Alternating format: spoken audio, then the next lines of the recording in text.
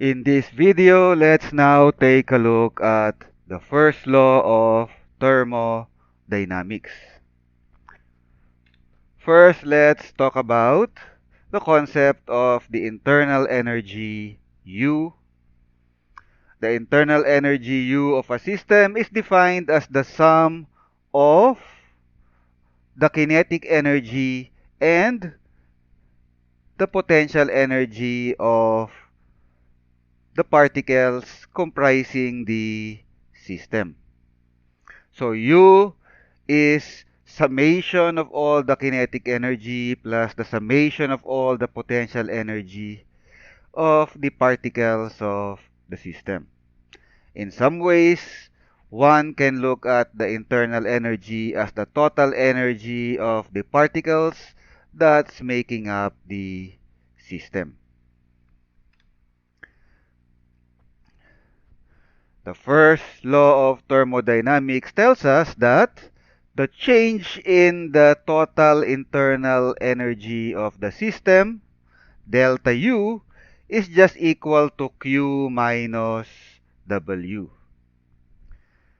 Q, heat, heat gained or heat lost by the system, minus work done by or work done on the system. So Q is basically Q gain minus Q loss. So Q gained by the system and heat lost by the system.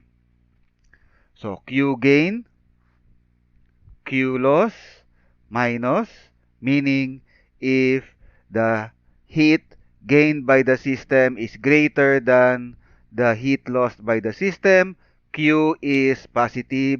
So overall Q, heat flows into the system. On the other hand, NQ is positive. On the other hand, if Q loss is greater than Q gain, so Q gain minus Q loss, if Q loss is greater than Q gain, Q will be negative. Overall, the heat flows out of the system. But you'll recall, in the previous video, we talked about the sign convention for Q. If Q is positive, the overall behavior is heat is gained or heat flows into the system. But if Q is negative, the overall behavior is Q flows out of the system. On the other hand, work, you have work done by the system on the surrounding, and you have work done on the system by the surrounding. Work, total work, is equal to work done by the system on the surrounding minus work done on the system by the surrounding. If work done by the system is greater than work done on the system, W is positive. So overall, work, the system performs work on the system, on the surrounding. Sorry about that. On the other hand, if work on the system is greater than work done by the system, W will be negative. So overall, W is negative. Overall, work is done on the system by the surrounding.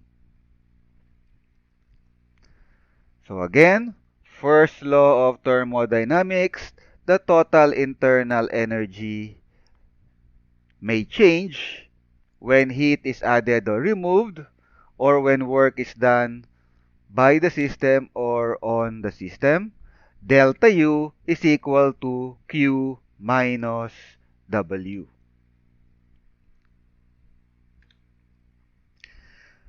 Unlike Q and W, however, the change in the internal energy, delta U, does not depend on the path taken.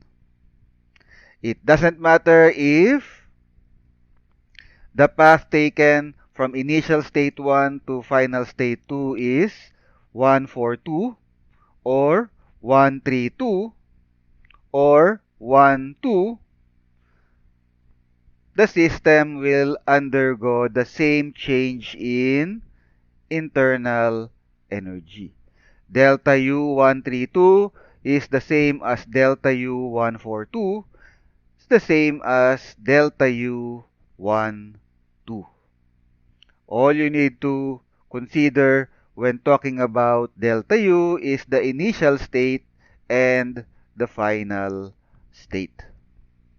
Unlike Q and W, as we talked about, as we have covered in the previous video, when analyzing Q or analyzing W, you need to consider the path taken by the system from initial state to final state.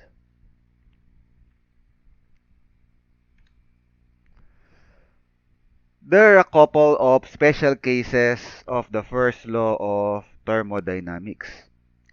First, you have the cyclic process. Any process that eventually returns a system to its initial state is called a cyclic process. Since initial state and final state are the same, internal energy state 1, internal energy state 2 are the same, meaning delta U is 0. And since delta U is 0, 0 is equal to Q minus W. Q is equal to W. If a net quantity of work is done by the system during a cyclic process, an equal amount of energy must have flowed into the system as heat and vice versa. So if the system performed 10 joules of work, 10 joules of heat must have flowed into the system to account for the work done by the system for a cyclic process.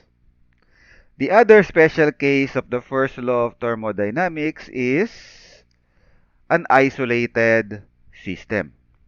An isolated system is one that does not interact with its surrounding, meaning no work is done on the surrounding does not perform work on the system, so W is 0.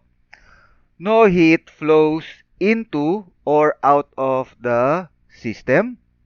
So no heat flows into the system from the surrounding. No heat flows out of the system to the surrounding. Q is equal to 0.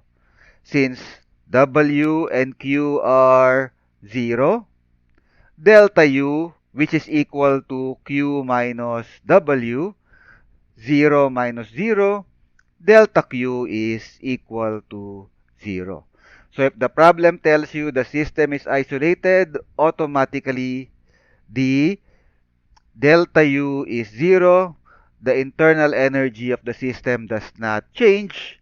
The internal energy of the system is constant for an isolated system, which is basically what we have for what we got or saw when what we saw in the principle of conservation of energy.